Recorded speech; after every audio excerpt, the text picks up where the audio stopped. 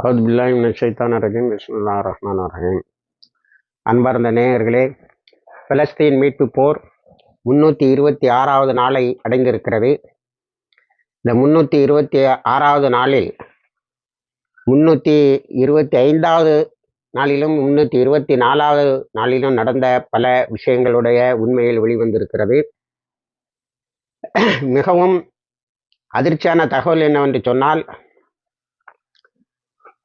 இந்த ஜியோனிஸ்டுகள் 6000 பேர் பாதிக்கப்பட்டு இருக்கிறார்கள். அதாவது இஸ்ரேலிய இராணுவத்தினர் 6000 பேர் பாதிக்கப்பட்டு இருக்கிறார்கள்.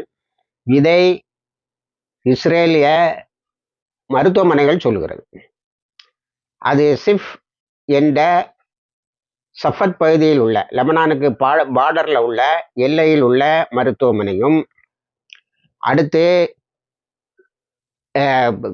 இஸ்ரேலில் உள்ள டெல்லவீவில் உள்ள ஒரு மருத்துவமனையின் தலைவரும் அறிக்கை விட்டு இருக்கிறார்கள். 6000 பேர் புதிதாக வந்து காயம்பட்டவர்களாக எங்களிடத்திலே வந்து அடைக்கலம் புகுந்திருக்கிறார்கள் என்று சொல்லுகிறார்.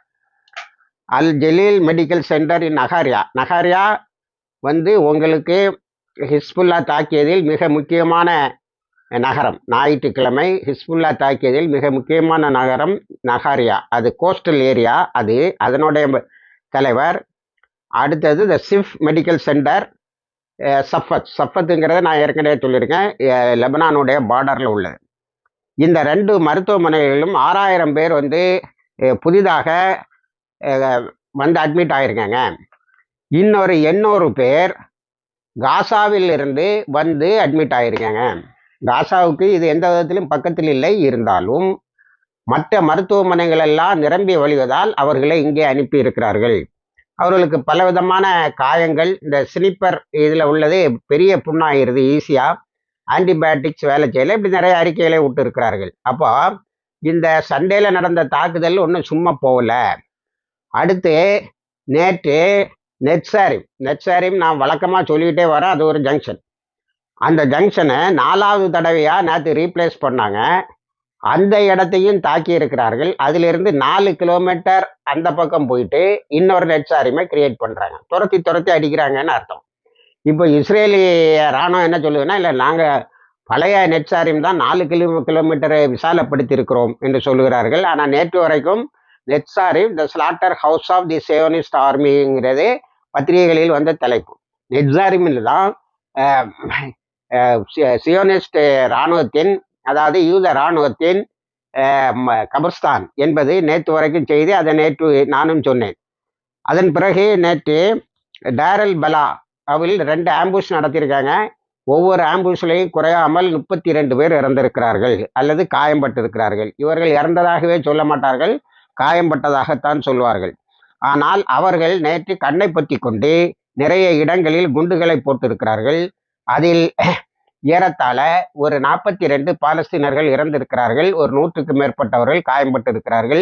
நேற்று வரைக்கும் ஷஹீதானவர்கள் எண்ணிக்கை 40,476, காயம்பட்டவர்கள் 93,647. இப்போ அமெரிக்கா வந்து $20 பில்லியன் மீண்டும் ஆயுதங்களை அனுப்பியிருக்கிறது. அதில் 50,000 பாம்ஸ் குண்டுகள் இருக்கின்றன. இதை பத்திரிகைகள் எல்லாம் அமெரிக்காவை கிண்டலும் நக்கலும் பண்ணி இதை போல இரட்டை முகங்குள்ள ஒரு நாட்டை உலகத்தில் பார்க்க முடியாது என்று சொல்லுகிறார்கள். இப்பொழுது அமெரிக்காவை பற்றி எழுதுபவர்கள் எல்லாம் ஒரு தலைப்பிட்டு எழுதுகிறார்கள், டாக் அண்ட் கில். இந்த பக்கம் பேச்சுவார்த்தையை நடத்துவோம்னு சொல்லிட்டு இந்த பக்கம் குண்டுகளை அனுப்பி கொலை செய்து கொண்டீரி என்று சொல்லியிருக்கிறார்கள்.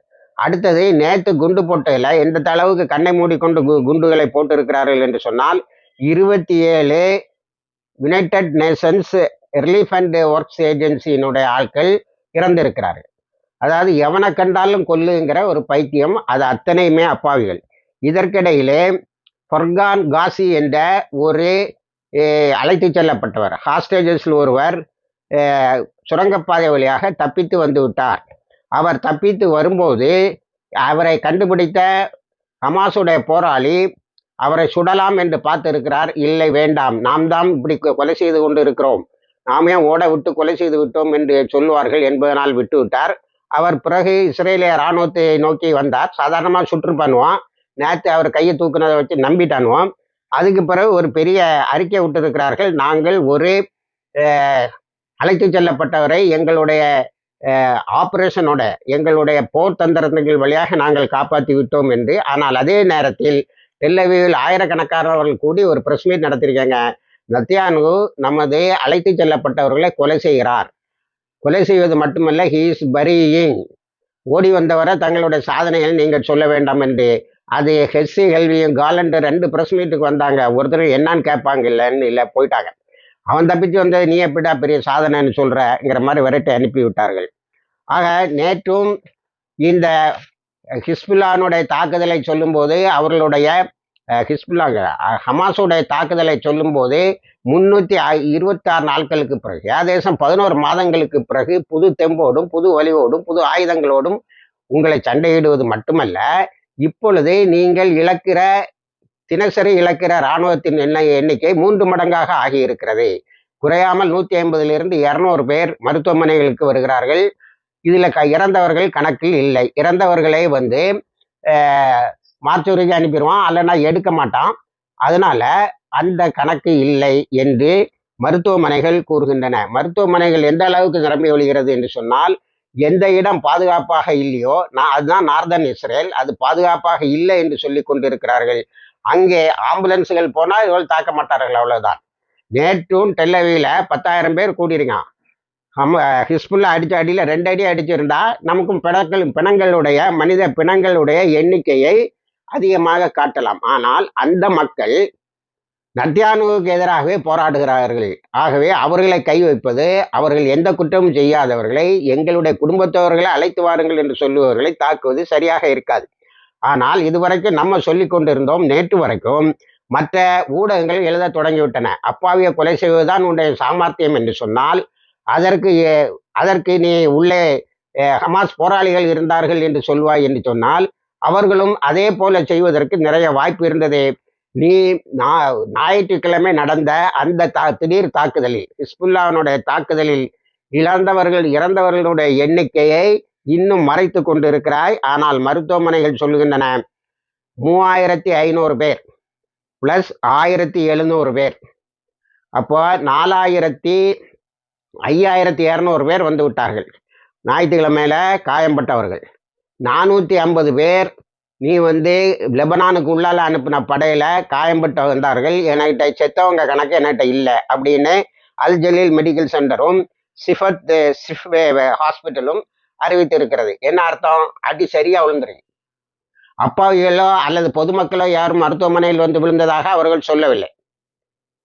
அப்போ இவ்வளவு அடியும் வாங்கிட்டு இதான் ஒரே மீடியா ஹேக்கு. 48 மணி நேரம் தடை, இப்போ அந்த இன்னும் 48 மணி நேரத்துக்கு தடை. தோல்விகளை மறைத்து கொண்டு தன்னுடைய சொந்த மக்களையே கொல்லுகின்ற ஒரு நத்தியான்ஹு எப்படி காசாவில் அப்பாவிகளை கண்டால் விடுவான் அந்த பிணந்தினங்களுக்கு? அதுக்கு அமெரிக்கா போதுமான அளவுக்கு ஆயுதங்களை தினம் அனுப்பி கொண்டே இருக்கிறது. அதன் பிறகு என்னவென்று சொன்னால், இப்பொழுது மேற்கு கரை அவர்களுடைய முக்கியமான தளமாக ஆகிவிட்டது. மேற்கு கரையில் நான் கடந்த ஒரு வாரமாக சொல்லி வருகிறேன், எல்லா புது ஆயுதங்களும் இருக்கிறது. ஹமாஸு, பாலஸ்தீன இஸ்லாமிக் ஜிஹாது, அல் காசம் பிரிகேட்ஸு, அல் அக்ஸா பிரிகேட்ஸு, இவங்க எல்லாரும் ஒட்டுமொத்தமாக தாக்குறாங்க. எந்த அளவுக்கு என்று சொன்னால், நேற்று இஸ்ரேலிய இராணுவத்தினர் நிறைய பேர் மடிந்திருக்கிறார்கள், நிறைய பேர் ஓடி இருக்கிறார்கள். நேற்று பெத்லஹேமில் காதர் வீதியிலும் தாம்ஹவுட் என்ற இடத்திலும் இவர்கள் வேட்டையாடினார்கள். பிறகு அடி வாங்கி விட்டு பாதி பேர் தான் உயிரோட போயிருக்கான். ஆக அங்கே வெஸ்ட் பேங்கு இப்போ ஃபோக்கஸ் ஆன் வெஸ்ட் பேங்க் அப்படின்னு சொல்லி தான் இஸ்ரேலி மீடியா எல்லாமே போடுது. நம்ம இப்பொழுது மேற்கு கரையை தான் குறிவைக்க வேண்டியது இருக்கிறது என்று. மேற்கு கரையில் எல்லாத்தையும் வாங்கினாங்க. ஒன்று பெரிய விஷயம் என்ன தெரியுமா? இப்போ மேற்கு கரையில் போராளிகள் குழு வந்தேரிகளை ஹாஸ்டேஜஸாக கூட்டுப்பான். என்ன செய்யறான்? டப்புன்னு கொஞ்சம் பேரை கடத்திடுறான். ஒரு 2 பேரை தான் தேடினான்னு பார்த்தா நேற்று நிறைய பேரை செட்டிலர்ஸாக காணல. அதுக்கு பிறகு ஒரு வேலை செய்திருக்கணும். செட்டிலர் யாரெல்லாம் இந்த நிலங்களை பிடுங்கினானோ பாருங்க, அந்த நிலங்களை கொளுத்திட்டானோ அவனால வீடு வீடாக பார்த்து தாக்கியிருக்கணும். அதனால செட்டிலர்ஸ் நிலைகுலைந்து என்ன செய்யறாங்க? உயிருக்கு பயந்து ஃப்ளட் ஃபார் லைஃப்ங்கிறதா எல்லாரோட எழுத்துக்களுமே அங்கே இருந்து ஓடுகிறார்கள். ஆகவே அந்த நிலங்களை எரித்தது, அவர்களிடமிருந்து பிடுங்கப்பட்ட இடத்த நீ விவசாயம் பண்ணி நீ சாப்பிட்ருவான்னு இப்போ கொஞ்சம் அப்பர் ஹேண்ட் வந்துட்டு உங்களுக்கு. அதனால எரிச்சு விட்டாங்க. முன்னாடியெல்லாம் பகலை அவங்க ஆடுகளை தள்ளிட்டு போகிறது, அவங்கள சுட்டு தள்ளுறது, அவங்க வீடுகளில் இருந்து அவங்கள விரட்டுறையெல்லாம் நடந்து இப்போ இவன் கட்டி கொடுத்த இஸ்ரேலு அமெரிக்காவினுடைய டாலர்களில் கட்டி கொடுத்த வீடுகளில் அவனே இருக்க முடியாது என்ற பயங்கர சூழ்நிலையை உருவாக்கி இருக்கிறார்கள். அதனால இப்பொழுது எங்களுடைய முழு கவனமும் மேற்கு கரையில் இருக்கிறது என்று சொல்கிறார்கள்.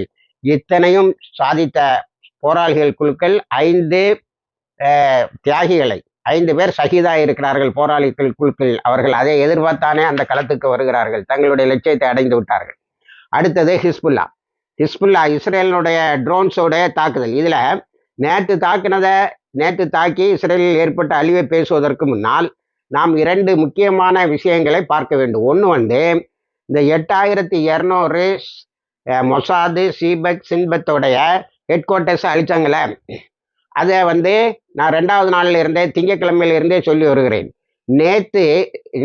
நேற்றும் இன்றைக்குமாக கிடைத்த மிகப்பெரிய தகவல் என்னவென்று சொன்னால், அந்த யோசி சாரியல் என்பவர் தான் இந்த சென்டரை, அந்த சின்பத்து சாபக் மொசாத் இதை சென்டரை 8200 இயக்கி கொண்டிருந்தவர். அவரை காணலை. அவரை மட்டும்தான் காணலைன்னு இல்லை, அவரு கூட இருந்த சபார்டினேட்ஸையும் காணலை.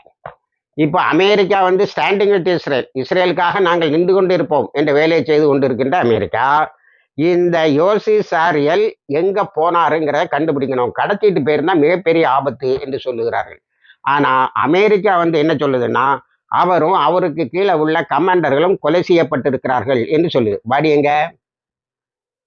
எங்கடா, அவனை காணல, கொலை செய்யப்பட்டிருக்கிறார்கள் அப்படின்னு இழுத்து மூடாதேங்குது இஸ்ரேல்.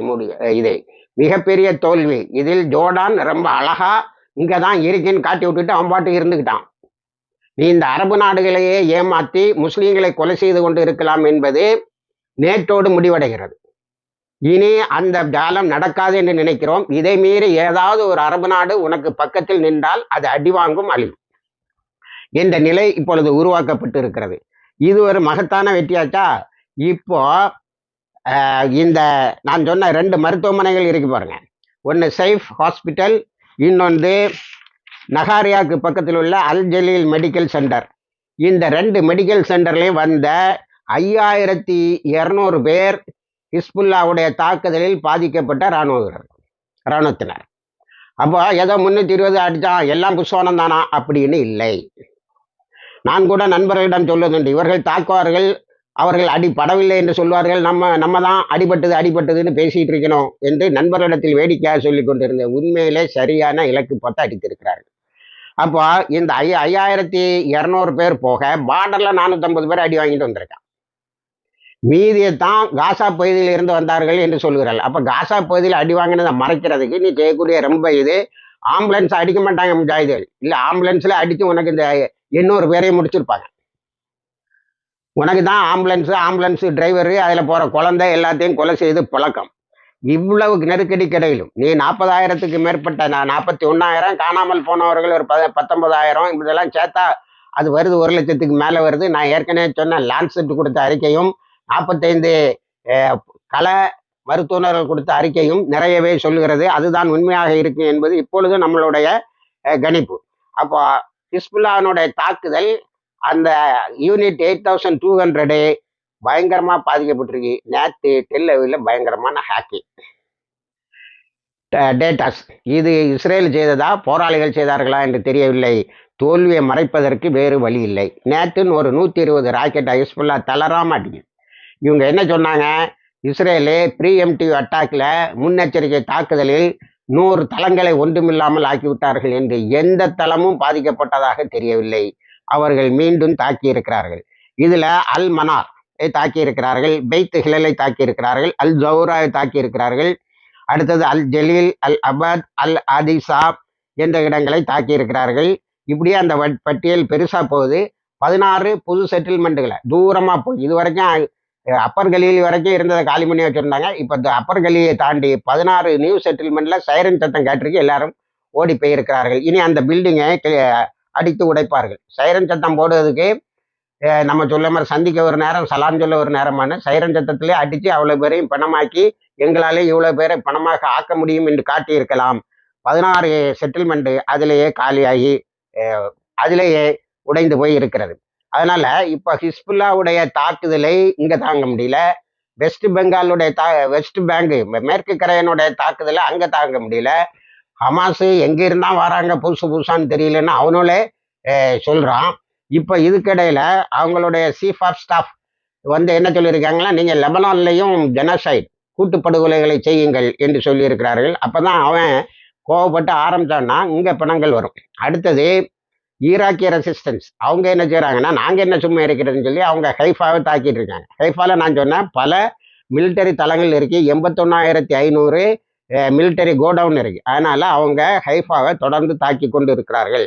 அடுத்தது என்ன போச்சுன்னா, நம்ம அரபு நாடுகள்ல சிரியாவினுடைய ஆட்சியை கவிப்பதற்கு கத்தரிடம் வந்து சவுதி அரேபியாவுடைய ஏஜென்ட்டுகள், நம்ம கவனிக்கணும் நல்ல, சவுதி அரேபியாவுடைய சில ஏஜென்ட்டுகளும் அமெரிக்காவுடைய சில ஏஜென்ட்டுகளும் சில மெர்சனரிஸ் கூலிப்படைகளினுடைய தலைவர்களும் வந்து பேசியிருக்கிறார்கள். இவர் உடனே கத்தர் அமீர் என்ன செய்தார்னா, சிரியாவுக்கு தகவல் கொடுத்துட்டார். உங்களை கொலை செய்யறதுக்கும் இது பண்றது, உங்களை அழிப்பதற்கும் முயற்சிகள் நடக்கிறது, என்னிடத்தில் பேச வந்தார்கள் அப்படின்னு சொல்லிட்டார். இப்போ அவருக்கு அந்த தைரியம் வந்துட்டு இந்த மாதிரி இதெல்லாம் செய்ய முடியும். இப்போ என்ன, நான் எதனால இந்த பேச்சுன்னா, கோலான் ஹைட்ஸை முன்னாடி இதுவரைக்கும் 1967க்கு பிறகு கோலான் ஹைட்ஸை வெறும் கோலான் ஹைட்ஸ் தான் சொல்லிட்டு இருந்தாங்க. ஏன்னா இஸ்ரேல் கையில் இருந்து நான் அடிக்கடி உங்களுக்கு மீடியா ஏற்படுத்துகிற புது புத்தியை பற்றி உங்களுக்கு சொல்றேன். கோலான் ஹைட்ஸ் அப்போ எல்லாரும் என்ன நினைப்பாங்கன்னா, ஏதோ ஒரு புது நாடு, அது இஸ்ரேலுக்கு சொந்தமானது அப்படின்னு. அது சிரியால இருந்து போனது 67 யுத்தத்தில். அதை இப்போ ரீக்ளைம் பண்றாங்க. இப்போ மீடியால சொல்லாட்சி என்னவென்று சொன்னால், சிரியன் கோலான் ஹைட்ஸ் என்று தொடுத்து எழுதுகிறார்கள். அப்போ சிரியா தேசம் அதை கையில் எடுத்துக்கிட்டது என்பதுதான் உண்மை. இதற்கு ஹிஸ்புல்லாவினோட தொடர் தாக்குதல் மிக முக்கியமான காரணம்.